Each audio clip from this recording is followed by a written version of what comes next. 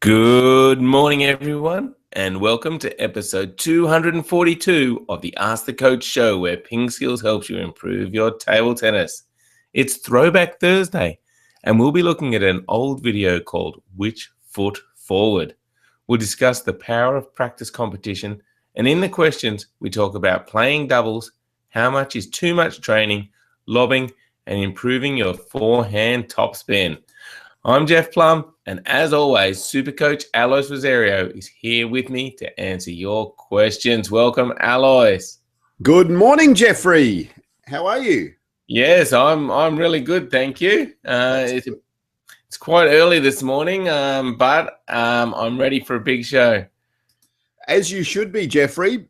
And where's your green shirt? Oh, is it St. Patrick's Day? On this day. On Snapchat if we celebrate St. Patrick's Day here. I said kind of, a little bit, more if you're Irish. But, yeah. There you go. So now I've just blown my on this day. Today is St. Patrick's Day. Okay, well, let's just do it. On this day in history. Yes, indeed. It's St. Patrick's Day. It's St. Patrick's Day. There you go. Can you give us a bit of an Irish accent? My Irish accent. Yeah. No, I can't. Me either. But that was a good try. So apparently St. Patrick died on the 17th of March, 461. So that's quite a few years ago, really. Oh, so this is all about his death. Yes, correct. Okay, there you go. Yes. All right. Yeah. But we still celebrate his life, or absolutely. That's what it's all about. Great. Apparently. Good. Patron saint of Ireland. Ireland. No. All right. Well, Alois, let's talk about the power of practice competition. You were pretty happy with your practice yesterday. Yeah. See, this is why players sort of, get really confused with their training and all that sort of stuff. So if you remember day 15, did the session really late at night. I was tired, and it just felt terrible. Like it just felt like I couldn't see the ball. I felt like I couldn't control it at all. So go to sleep, wake up, do it again, bang, straight away. Had really good control. The ball was just like sitting on my bat. So, and had my ability changed? What had changed? Just my freshness, my mental state was much, much better. So it's a big lesson there for me, and hopefully for a lot of players out there too, with practice and training, we talked about this a week or so ago, progress isn't linear. There's lots of ups and downs. And I've been doing it for 16 days, like it's just over 2 weeks and that's it. And in that time, I felt like, wow, I'm doing really well. Oh, I'm doing really badly. Oh, I'm doing really well. So, there's just lots of ups and downs during those 16 days. But yesterday was a good day, Jeffrey. Awesome. That is really good. And Alois, I've been trying to aim for a single rally on the table tapper of 5 minutes. Yeah, that's a long time, 5 minutes. It is a long time. And I started off and my first rally went for like less than 10 seconds. I'm like, that's no good. But I finished strong, Alois. The whole session I only had 3 rallies. So the first one was like 10 seconds or so. Next one, over 4 minutes, about 4 minutes and 10 seconds. And then I finished off with the last bit. So 3 rallies for 5 minutes. Not bad. That is good. That's fantastic. 4 minutes and 10. That like you're within reach. I know, exactly. I think I can do it. It's just the concentration and just standing in that position. Like my legs get sore and just trying to stay focused for the whole 5 minutes. Maybe you need to do some strength and conditioning work, Jeff, over the next 2 weeks to be able to build up that, leg strength and get in that position to be able to table tap for 5 minutes in a row, or just get a crutch or something and or a pair. Yeah, maybe the crutch. That's the way. Oh, dear. But we've had a lot of people still doing the Power of Practice Challenge and getting a lot better. Stanley's doing really well with the table tapper. Daniel Roberts is improving on the spin catcher. Francisco lots of other people too. Keep sending in your videos. Power of practice. Love seeing them and love seeing how people are getting better. And don't forget, you can win PingSkills Premium membership. The one we deem the most successful, or is going to get the yearly, then there's a quarterly and a monthly to win. So keep doing your spin catcher or your table tapper and filming it and sending them in. We love watching them. All right, Alois, let's talk about yesterday's PingSkills question of the day. And you've already talked about this a little bit. If you are really tired, is it better to still put in a training session, or should you have the day off? Yeah, so quite a few responses. Tomislav, day off. Rory, day off. Thad, take a day off. But Luke Blytheman said, it never much depends on if you're mentally tired. Sorry, it never much depends on if you're mentally tired or physically tired. I think if you're physically tired but mentally wanting to, you can do a light session on more technical aspects, and that's a good idea, like maybe just do some service practice, etc. If you're mentally tired, he thinks you should take a rest. And Eugene said, nothing can stop me from playing table tennis. If I feel tired, play anyway. And he hashtag table tennis is life. Whoa, there you go, Eugene. And John said, depends. If you're working on technique, then no. If you are just getting in reps to get or stay in shape, then yes, take a break. And Mukul said, for the young, keep it up. For the old, take the day off. I'm 72, recently suffered a heart attack due to overstrain while playing. So yeah, so that's probably a good lesson too. And thanks, Mukul, and hope things are going well for you now. But yeah, I mean, you just need to listen to your body as well. Some days, especially if you're doing something physical and you do feel tired, it's okay to take a day off. But if it's mentally tired as well, like sometimes you just need that rest, and you might be able to do something simple that isn't too mentally challenging for you too. But listen to your body. Listen to if you're starting to get stressed or starting to feel really run down, and you're going onto the table and you're not enjoying it, and feel like you're not getting anything out of it, it's okay. Take a rest day and then start again. You'll feel fresh the next day. Yeah, that's good, Alois. So physically that makes sense. What about your practice session the day before yesterday when you were tired and you weren't feeling it? Do you think that session helped you for the next day, or would you have still improved just as much if you hadn't done that session at all? That's a good question. And with the spin catcher challenge, so it isn't physical. It's just touch and feel. So I think it's probably a little bit different in that regard, as opposed to going out and doing a 1 hour or 2 hour training session. 5 minutes, by the time you start, you're almost done. But it did put me in a bad state of mind, didn't it, for that day?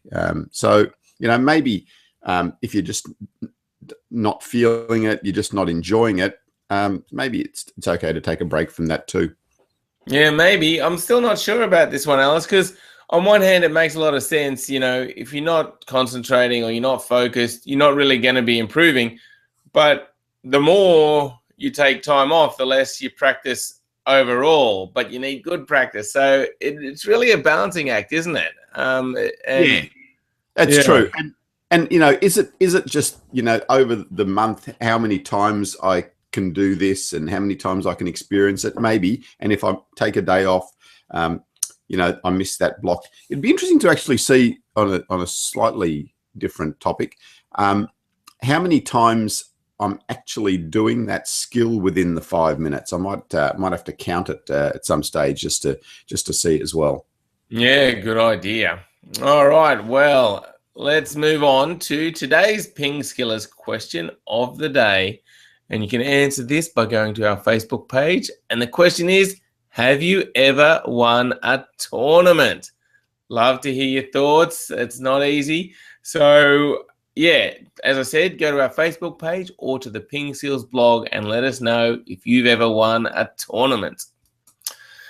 All right, it's time for the questions, and Spam20 is back on the Google Q&A app, and he's asking a question live on the show, which anyone can do. Easiest way to find out how is go to pingskills.com, scroll down the bottom, click on the Google Plus page. There you'll see our latest show, and you can hit on the Q&A button and ask away. And Spam20 says, whenever I play a doubles match with my teammate, I put a lot of backspin into my serves, but my opponent just pushes it back. My partner has a hard time dealing with that spin because he's not as experienced.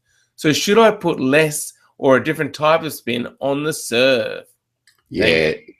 Yeah, good one, Spam20. It's really important to consider your partner when you're playing doubles. So, you might have this really great fancy side spin serve, but if your opponent is pushing the ball back and your partner just can't cope with that spin, definitely you've got to change it. You can't just keep doing that. The only thing is if you're really confident that you're going to be able to serve it and they're going to miss the return, then that's okay to make your serves more complex. But if not, you've got to go step back one step and maybe make those serves a little bit simpler. You need to work out with your partner, talk to your partner, what serve do you want me to do? And probably a good way to think of it is what type of serves does your partner do when they're playing singles? So, are they doing a side spin serve, or they're just doing a plain backspin serve or a flat serve? Because that's something that they're going to be used to. So, yeah, definitely got to take your partner into consideration when you're serving in doubles. Don't just think about doing the best serve that you have. Yeah, great advice. It is a team, so you need to work together. And I guess long-term Spam20, work with your doubles partner to improve his pushing, because once he learns how to do that, that opens up a whole lot more possibilities for you. So, yeah, long-term, think about working with him on his game.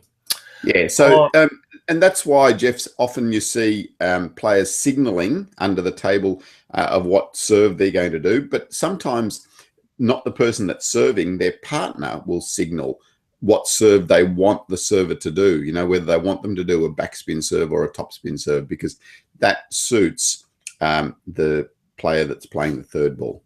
Yes, that does make sense. And we do have a bit of we do have a video that talks about this double strategy. So I will put a link in the show notes to that. I think it's a video for premium members, but I will put it in the show notes. So check it out. And if you're not a premium member, consider becoming one. Lots of great value on the site and lots of ways to help you improve. Yeah. Yes. So, and with the premium membership, guys, so even if you just sign up for 1 month, you get access to the whole site, so you can see everything for that month. So yeah, it's worth it. And especially if there's a few things that are interesting you, like a particular serve that you want to learn, or something like the doubles signaling. Yeah, just sign up for a month to start off with and see if you like it. Absolutely. Head to pingskills.com. All right, next up, Lucas has jumped on. Thank you, Lucas. He says, hey guys, not sure if you remember me, but I stopped playing actively in my club around 6 months ago, but I really miss it. I'm considering starting again. Any tips on how to get back into it quickly? Yeah, Lucas, you firstly, great. It's really good to hear that you're wanting to get back into it. The main thing I tell players when they are coming back after a break, just make sure you focus on being consistent to start with. Don't try to go out there and have memories of, or thoughts of being able to play at the same level you did before you had the break. Just get on the table, get the feel for the ball, control the ball for 1 or 2 sessions, build up confidence back in your strokes and abilities, and then you can start to flourish again. So yeah, just work on consistency first is my main advice. Excellent. All right. Well, welcome back, Lucas. Thanks for the question and good luck with your comeback. All right. Next up, Bhavesh has asked. He says, yesterday I practiced serving for about 3 to 4 hours. Then I played a match with my grandpa. I couldn't even complete the match. I was so tired and had muscle cramps. After the match, I couldn't walk properly. My parents said I was playing too much. Well, this sounds a lot like what we've talked about, Alois.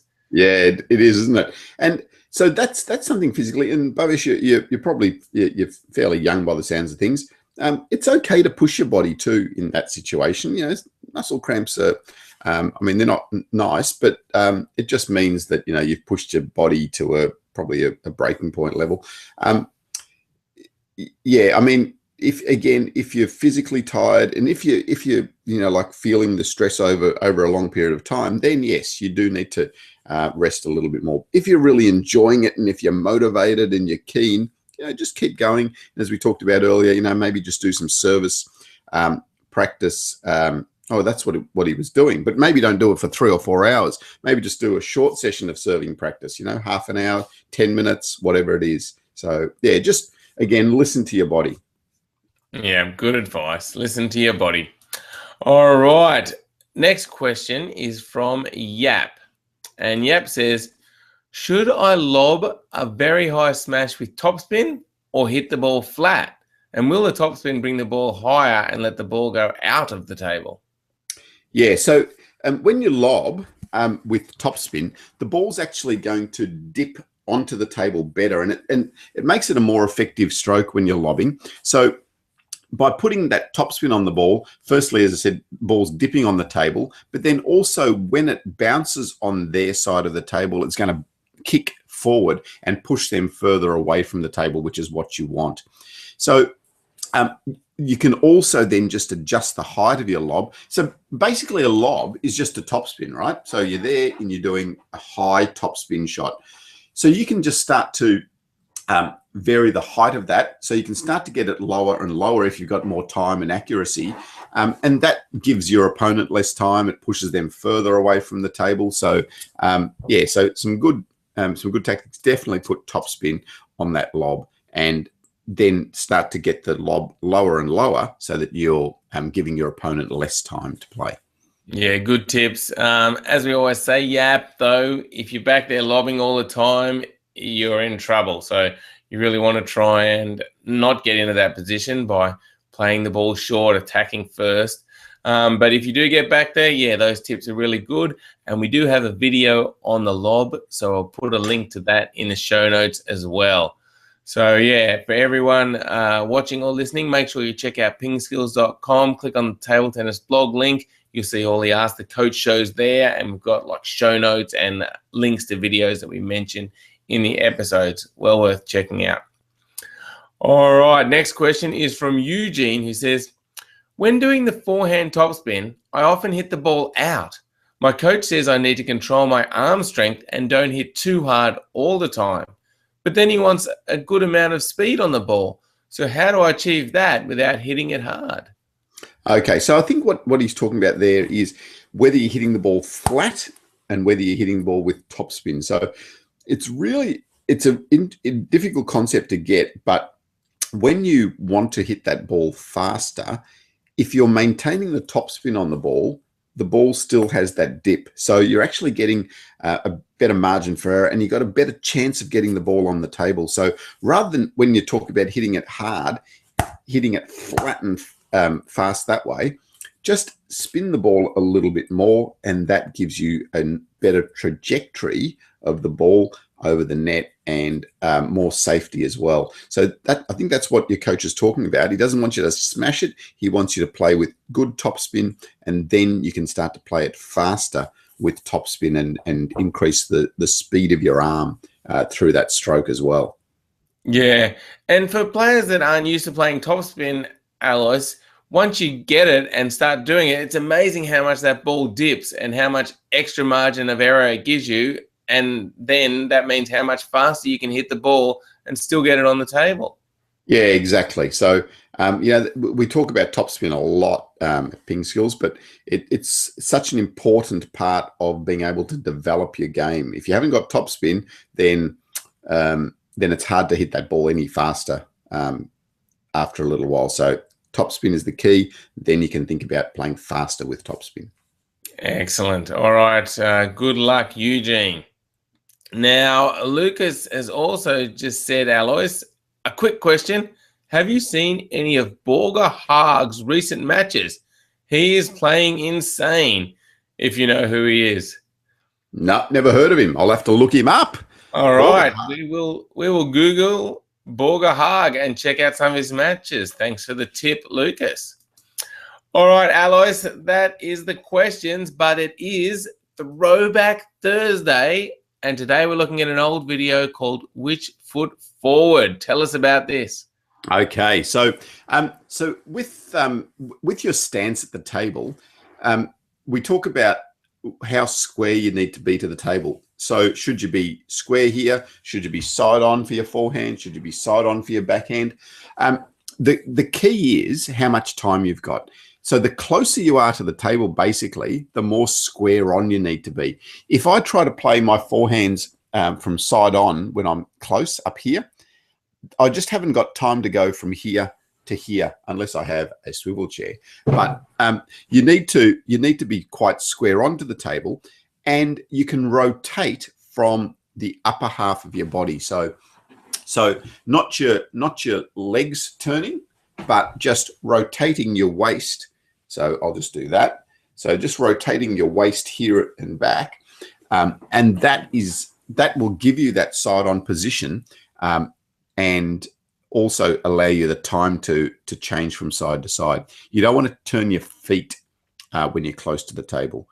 When you're further away, then you can start to think about getting a little bit more side on, because now you've got more time, and also then you can generate more power from further back to play the bigger, stronger shots from further back from the table. So so your stance and your positioning at the table really depends on how much time you have and how close to the table you are as well, basically. But great, it makes a lot of sense. So close to the table, more square on. Further back, you got more time, so you can be a little bit more side on. Love it. We will put that video in the show notes as well. So Alois, that wraps up show 242. Big thank you to everyone who jumped on and asked the question live on the show. Thanks, Lucas. And thanks, Spam20. Thanks, everyone else, for watching. And make sure you go to pingskills.com and sign up for a free account so you can get our email newsletters, watch all the videos, comment on the blogs, comment on the videos. Go to pingskills.com. And thank you, Alois. Thanks, Jeff, and we shall see you tomorrow, and happy St. Pat's Day. Absolutely. Happy St. Pat's Day. See you tomorrow. Bye.